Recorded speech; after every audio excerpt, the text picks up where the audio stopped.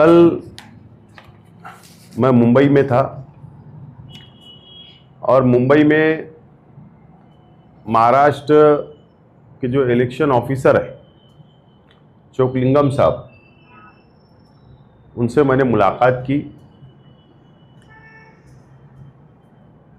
SIR का घर घर सर्वे कब होगा, इस ताल्लुक से मैंने उनसे तफसील बातचीत की। चोकलिंगम साहब ने कहा कि अभी तक कोई तारीख का ऐलान नहीं हुआ है, और मैंने दूसरा सवाल किया कि अगर आप घर घर जब जाओगे तो क्या पेपर डॉक्यूमेंट लगने वाले हैं आवाम को एसआईआर के लिए सबूत के तौर पर देने के लिए। तो इसके जब मैंने सवाल किया तो उन्होंने जवाब दिया कि अभी उसकी भी कोई लिस्ट हमारे पास नहीं आई है।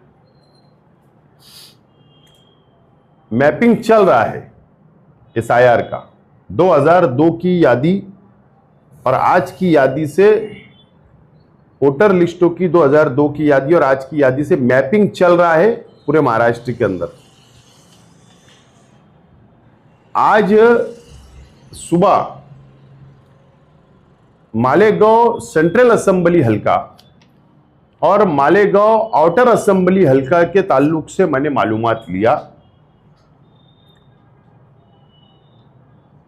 मालूमात 70% आज भी मालेगांव सेंट्रल असेंबली हल्के के अंदर टोटल वोट जो है वो 3,36,150 वोट है। उसमें से 2,37,495 वोटरों का मैपिंग हुआ है। 70% मैपिंग सेंट्रल असेंबली हल्के के अंदर हुआ है, इस तरीके की मालूमात मिली है। आउटर असेंबली हल्का, जिसमें रमजानपुरा, दयाना, दरेगांव, मालदा, साइना वगैरह आता है, दरेगांव और कैंप समक्सेर और ग्रामीण भाग, 3,92,000 टोटल वोट है। मैपिंग हुआ है 2,17,000। आज भी 1,75,000 लोगों ने मैपिंग नहीं किया है। वो 57% वहां का मैपिंग हुआ है। ये काम मेरे अपने घर का नहीं है, ये काम मेरी अपनी पार्टी का नहीं है, ये काम से मुझे कोई सियासी फायदा नहीं होगा, ना मेरी पार्टी को होगा। मैं मालेगांव सेंट्रल की आवाम से, मालेगांव शहर की आवाम से और आउटर की आवाम से मैं अपील करता हूं कि जो रमजान महीने के बाद, ईद के बाद से जो रफ्तार थी, तेजी से लोगों ने वोटर का मैपिंग किया, लेकिन आज भी 30% सेंट्रल असेंबली हल्के के अंदर, और आज भी रमजानपुरा, दरेगांव, मालदा शिवार में आज भी 50% लोगों ने मैपिंग नहीं कराया, मैपिंग नहीं कराया। और 30% लोगों ने आज भी मालेगांव सेंट्रल असेंबली हल्के के अंदर मैपिंग नहीं कराया। काम पूरी तरीके से रुक चुका है। मैं शहर की आवाम से अपील करता हूं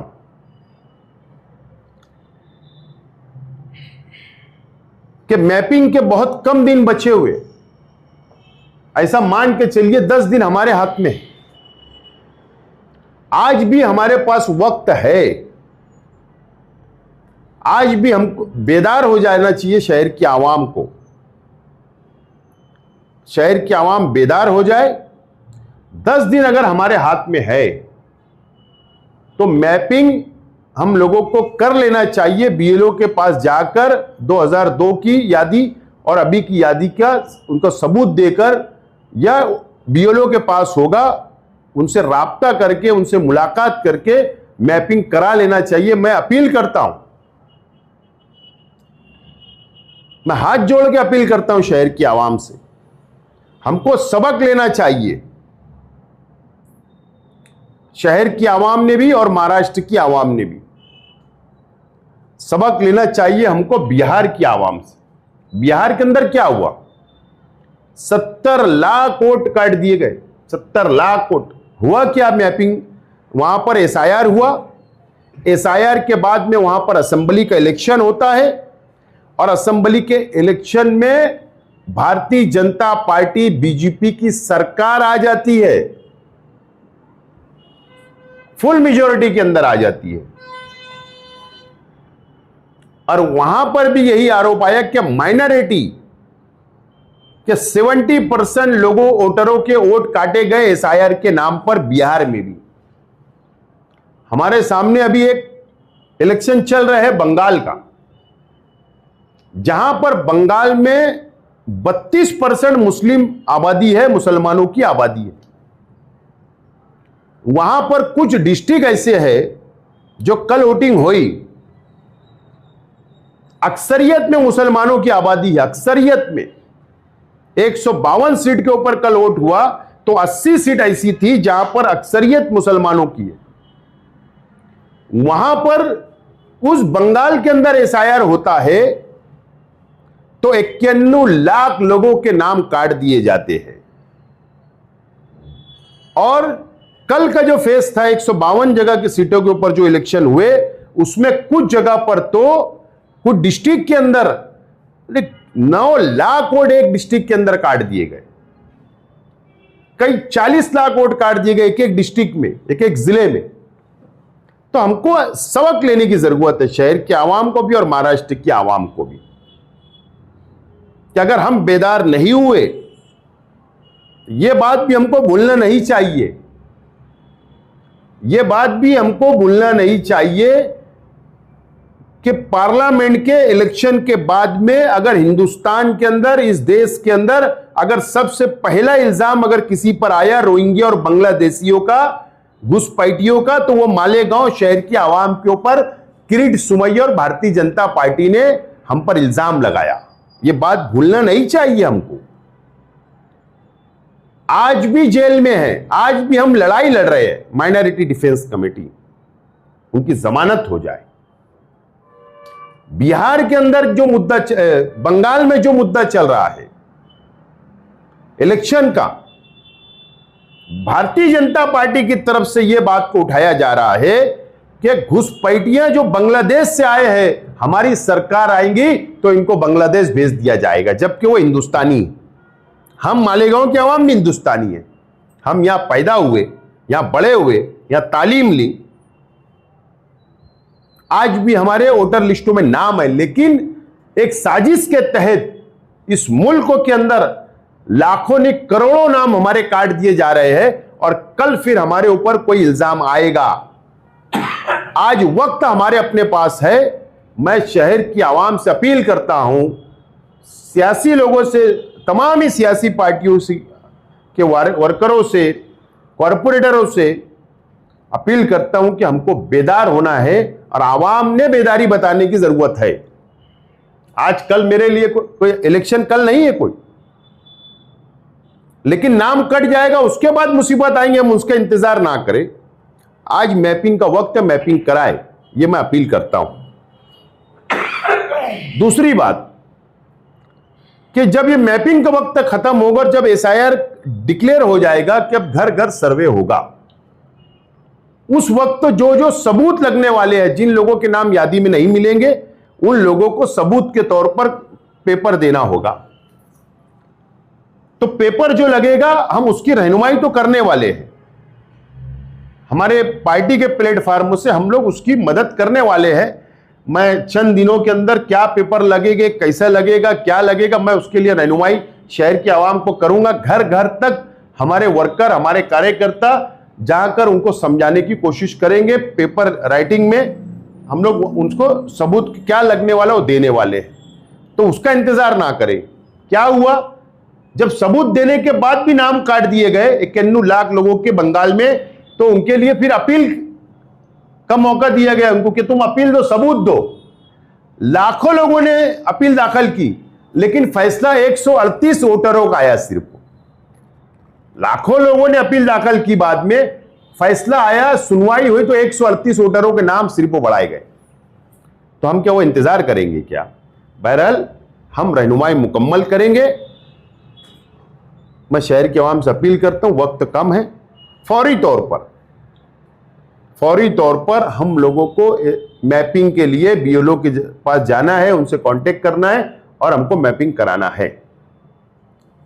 नंबर 2,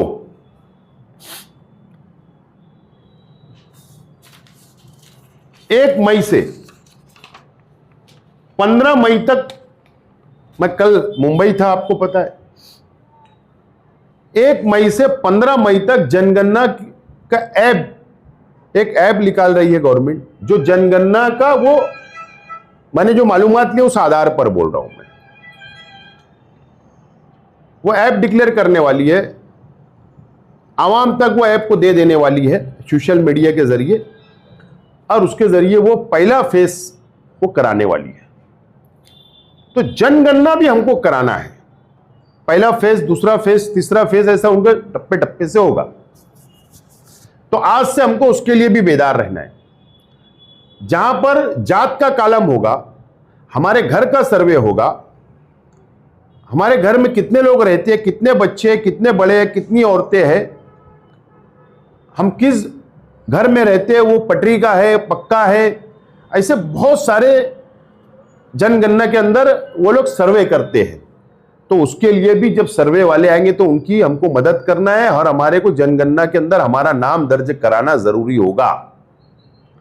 ऐप के जरिए कराओ, जो भी उसके बाद जो उनके फार्म में लिख लेंगे, जात का कॉलम होगा तो उसमें क्या भरना है उस वक्त तो भी हम रहनुमाई करेंगे, लेकिन आवाम को एसआईआर का सर्वे और जनगणना ये हम लोगों को कराना जरूरी है, हमारा रिकॉर्ड आना चाहिए।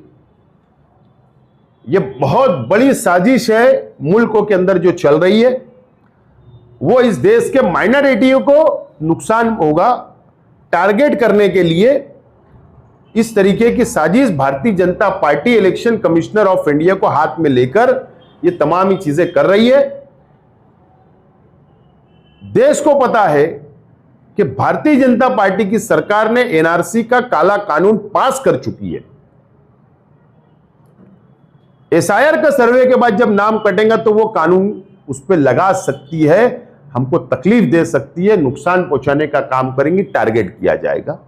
तो हमको बेदार होने की जरूरत है। तो कल कोई मुसीबत का हमको इंतजार नहीं करना है, आज हमारे पास वक्त है, उसका फायदा उठा लो।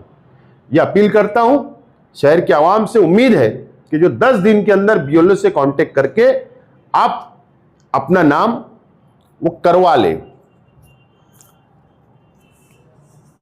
मुलाकात किया मुंबई में चोकलिंगम साहब से, तो उन्होंने बताया कि हमने ऐसा सॉफ्टवेयर तैयार किया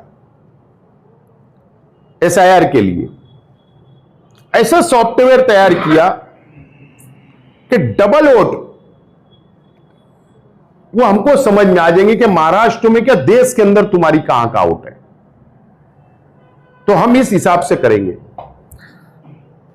मैं इसके लिए बाद इस बात का जिक्र कर रहा हूं कि आज कोई एक लीडर किरीट सुमैया जो हमेशा मालेगांव को बदनाम करने आता है, वो शख्स ने इस तरीके का इल्जाम लगाया